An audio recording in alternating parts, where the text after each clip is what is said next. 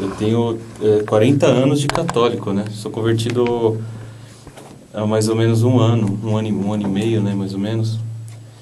E eu sempre busquei Deus, né? Mas eu não...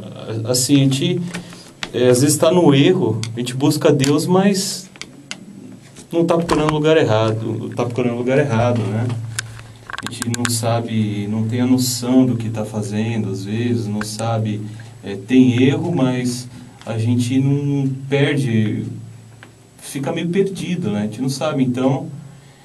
Assim, eu sempre, mesmo estando no catolicismo, eu sempre toquei.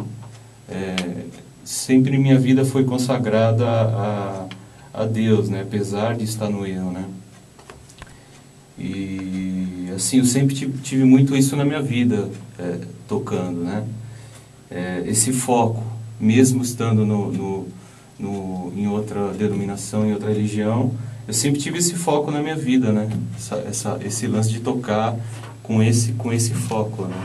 E quando foi que você teve aí veio aquele divisor de água que você disse, bom, aqui no catolicismo, apesar de eu estar muito bem, de eu estar aqui, eu acho que eu preciso algo mais, esse algo mais, o evangélico, o cristianismo pode me oferecer?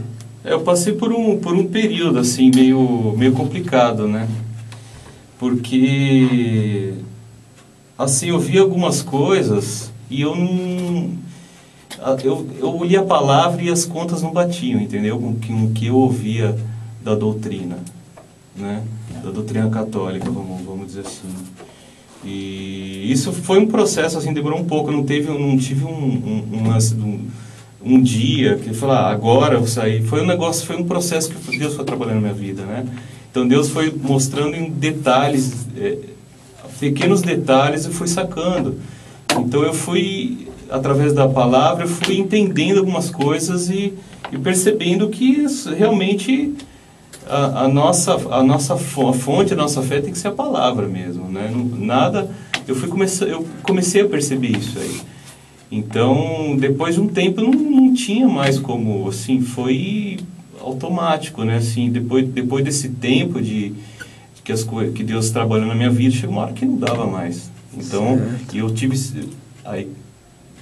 que sair, não dá mais, né? Chega uma hora que não dá mais, você fala, não tem como eu ficar aqui. Deixa eu te perguntar uma coisa, você a princípio você é baixista, né? Apesar de tocar guitarra na Moriá, né? E sim, eu comecei tocando guitarra, comecei mais uns 15 anos, 14, 15 anos, né? Comecei na verdade com violão, então eu ganhei um violão, comecei a estudar violão, comecei violão erudito, na verdade, depois passei para guitarra e depois eu fui para o baixo. Então, no começo fui guitarrista, depois passei para o baixo e uns 10 anos de baixista, né? Na guitarra, quais são as suas referências? É mais pro rock? É mais... Assim, na época que eu tocava guitarra, na Mega Drive... No geral, guitarra, na música. Né? Eu gosto muito de blues, né? Rock, hard rock. A minha influência no começo foi muito blues, então eu tinha muita raiz no blues, né? Principalmente como guitarrista, né? E hoje, como baixista, eu comecei a cair mais pro lado do soul, groove, funk, um pouco mais para esse lado, assim. Então, mas minha escola sempre foi rock, blues, essa praia, assim, né? Já que você está falando de blues, vamos interromper um pouco isso aqui, vamos para a segunda música. Também a nossa segunda música com uma banda que o princípio da formação dela foi na Moriá. Antes de ser Moriá era comunidade